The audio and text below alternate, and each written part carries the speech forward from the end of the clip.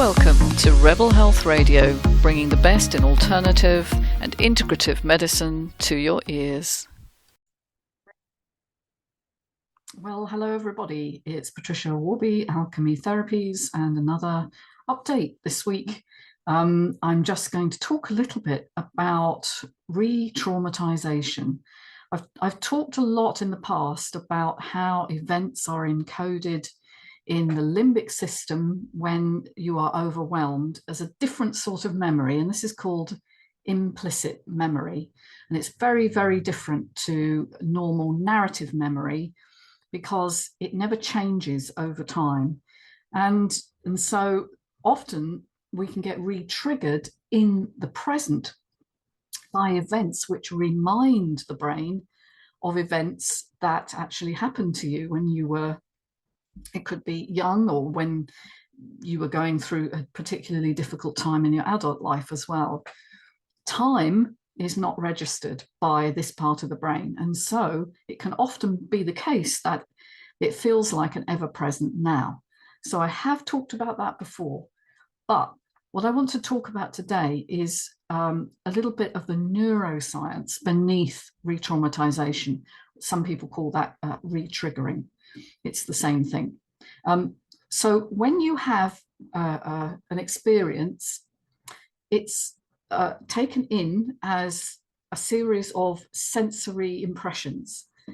And this is particularly true of overwhelming experiences, because the context part of your brain, the prefrontal cortex and the two frontal hemispheres, actually, they kind of go offline. There's certainly decrease in blood volume, and therefore they're not easily able to take in what's happening in a contextual way. And so what happens is it's like you're really overtaken by sensations and feelings and in the kind of meaning you're giving to something.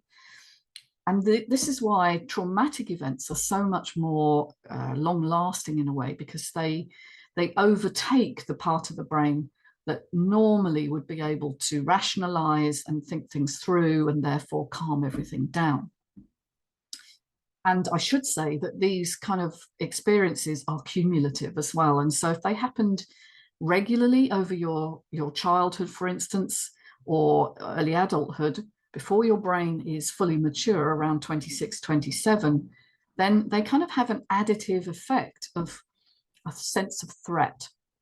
Okay, and so some of the work that's been going on in this is largely down to the work of Ronald R Ruden, who is he's both a psychotherapist, but he's also a researcher. And one of the papers that he's written not so long ago, actually, is strangely titled Harnessing Electrocuticals to Treat Disorders Arising from Traumatic Stress. But the subtitle is actually more important: Theoretical Considerations Using a Psychosensory Model. Now, psychosensory is what I tend to use in my therapy with people. So we're looking at sensations in the body. We're looking at the senses rather than words and a kind of cognitive awareness. We're moving away from that into a more unconscious process. And by the way, that's why I wrote the book, Mind Medicine, which I recently published on Amazon, because I felt that wasn't really covered in a lot of the psychotherapy models that I had come across.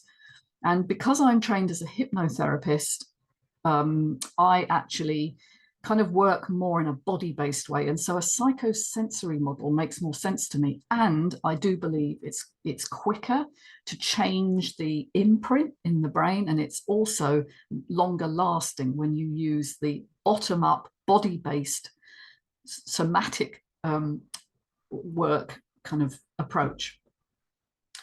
Okay, so one thing that Ronald says here is traumatically encoded memories can last a lifetime. Okay, they don't necessarily decrease because they are encoded in a part of the brain that believes you are under threat. This is your survival brain. And so it's not going to just let go and decay that memory, it's going to keep it ever present. And that actually causes the activation or the release of stress hormones, which unfortunately creates symptoms in the body because it is a persistent, what they call allostatic load. So what on earth is that? Well, allostasis refers to the body balancing itself. It's kind of things like your blood volume, the pH of your blood, the way you digest, the way your metabolism works. And your allostatic load is all the inputs that go into the kind of brain's awareness of what's going on in your environment and how it needs to move things, adjust things to keep things not exactly steady, but in a balanced manner. And so things that disrupt that message of all is well actually create a sense of, I guess, threat to the body because it has to adjust. And so we get a stress hormone release whenever something comes in to disturb this gentle kind of gradual adjustment that happens throughout the day without your awareness. And so the consequences of that is that if there's a constant release of stress hormones, it's like you're primed for threat. And therefore there's a risk that ordinary events that are non-threatening will actually be interpreted by the brain, which is already at a very high sort of level of alertness, will feel like minor things can be actually much more threatening than they are. And these these events, therefore, can be highly, highly triggering, even when they, it might be just that somebody has criticized you, or you've got an extra financial bill that you weren't expecting, but suddenly your body is taken into a sort of almost a crash or a sense of overwhelming threat. Now, for people with CFSME, the kind of chronic fatigue related disorders, this kind of re-traumatization happens every day because they're in a state of almost a freeze response, and they're being constantly overwhelmed, unbeknown to them, because this back brain response is going on unconsciously without them knowing it. Now, how this works, the neuroscience shows us that it is critical in the glutamate pathway. So glutamate is one of the neurotransmitters in your brain that kind of lays down new pathways. It kind of it encodes them. It allows them to be remembered, if you like. It sort of freezes them in a particular way, and so when glutamate is involved, it actually creates the memory consolidation, and also it allows us to re-consolidate, which is the technical term for rewiring, relaying down a new message.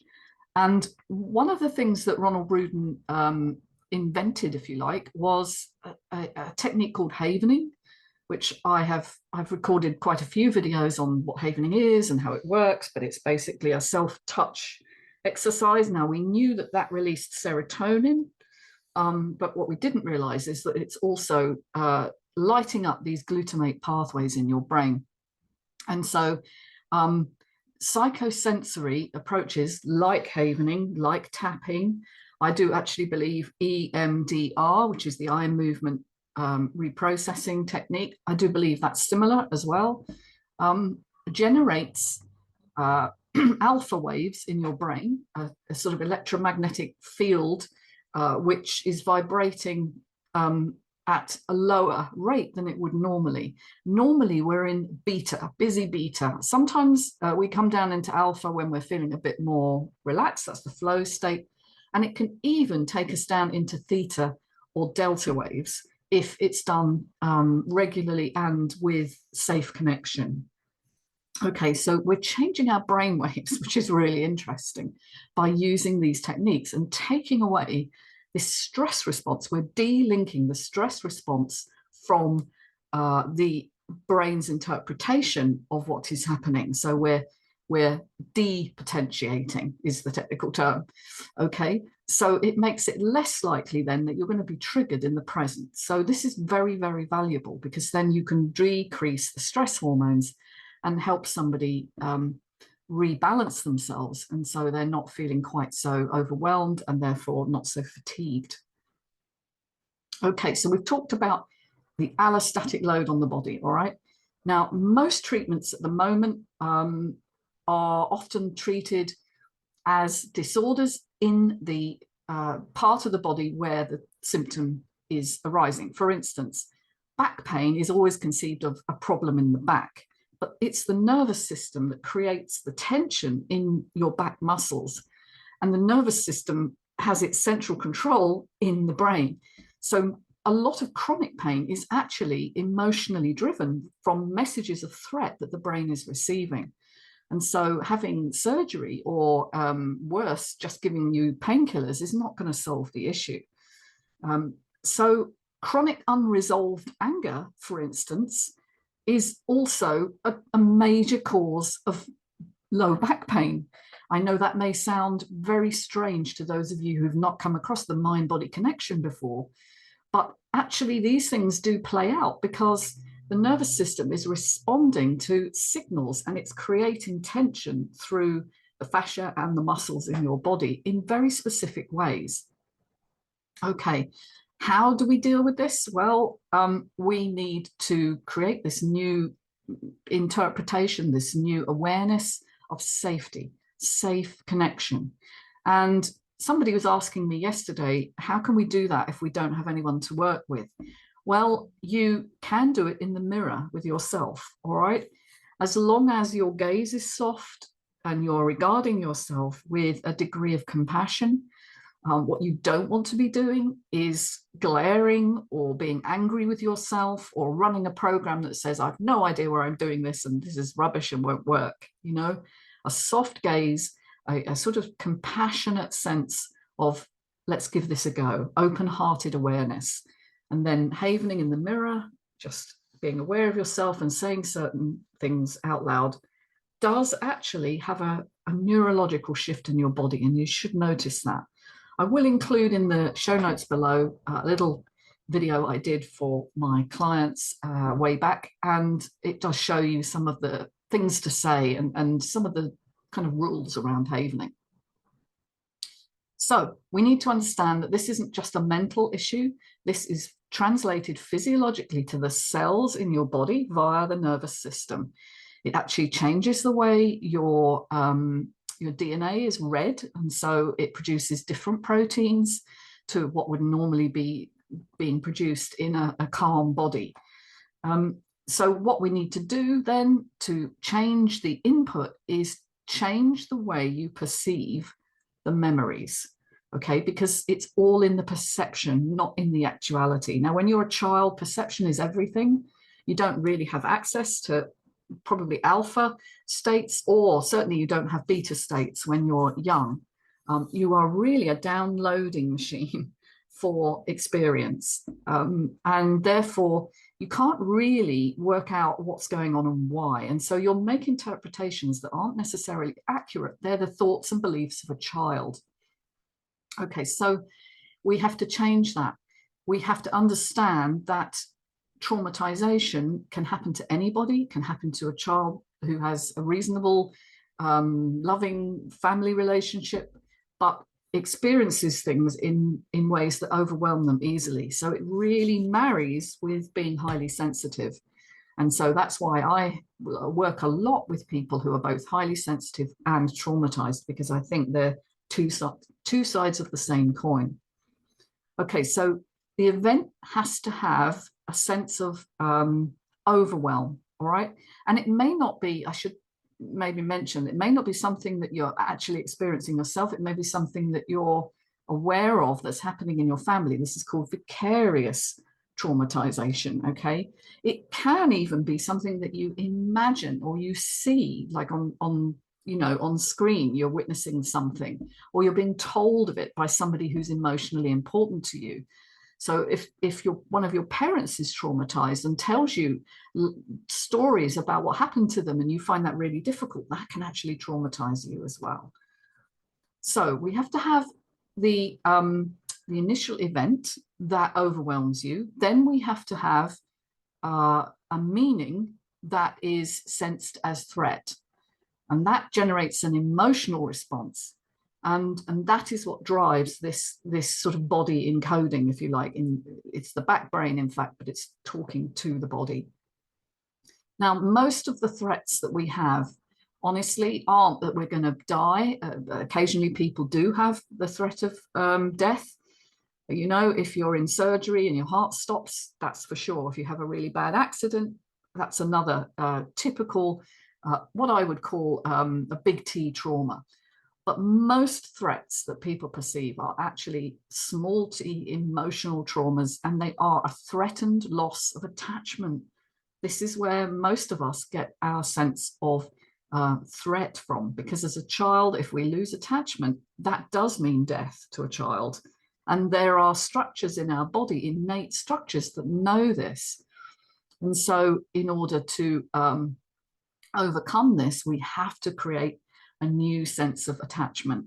Okay, and so that's why working one-to-one with someone, or working in the mirror or in a group setting, is really, really important. So we've got the threat, the event itself, either witnessed or experienced. We've got the meaning that you make of that. I'm not lovable, for instance, or everything I do is wrong, because children will blame themselves always. And then what you need to have is a vulnerable landscape. So that's the highly sensitive bit. All right, that's the bit where your brain is already primed for threat. And that can come about because maybe you had a sensitive or very stressed parent, particularly mum. She's very important because you share the same blood supply when you're in the womb. Maybe you had a difficult birth, or perhaps you were adopted, you were given up. There is a thing called relinquishment trauma, which we're just becoming aware of.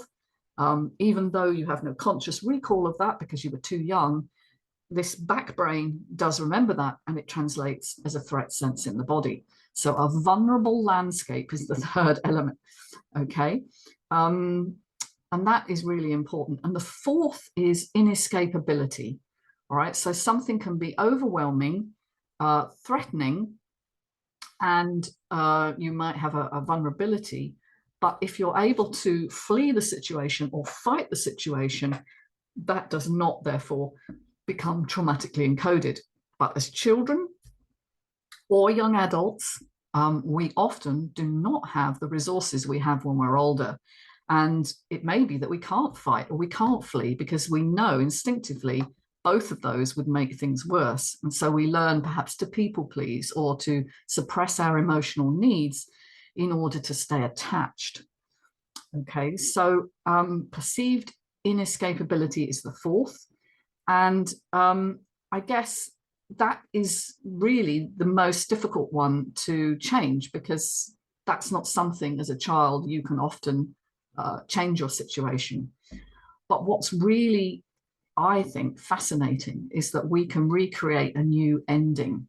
All right, we can create a new ending to what actually happened, where you do escape, or you go back as your adult self and you allow the adult you to save the younger you.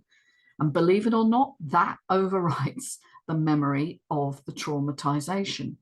And so those are the kinds of things that I work with in my clinic. Those are the kinds of approaches I do. I work very much through the body with the unconscious, with this kind of somatic imprint of psychosensory traumatization. So if that sounds interesting to you, I would love it if you get in touch. We have a group program just launching in October called the Emotional Audit. It's a 8-week program. Well, it's 10 weeks altogether, but it's 8 weeks of taught content and with 7 live sessions with me. If you're interested, you can find details on alchemytherapies.co.uk. And if you'd like to come and work with me, you can contact me there as well. Take care, everyone. I'll be following up next week with a little bit more on this very important information. Bye for now. Bye-bye.